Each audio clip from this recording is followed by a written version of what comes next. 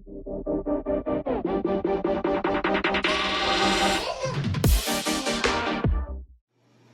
near 60.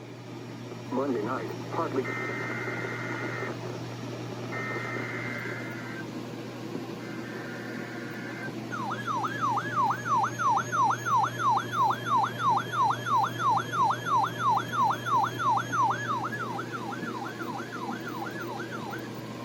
This is a test of the emergency alert system and your weather radio's warning alarm. During potentially hazardous weather situations, the National Weather Service transmits a signal that automatically activates specially built receivers to warn of the impending hazard. Tests of the receivers are normally conducted by the National Weather Service every Wednesday near 12 noon. When there is a threat of or existing severe weather in the area on Wednesday, the test is postponed until the next day without a severe weather threat. The following tests will conclude this test.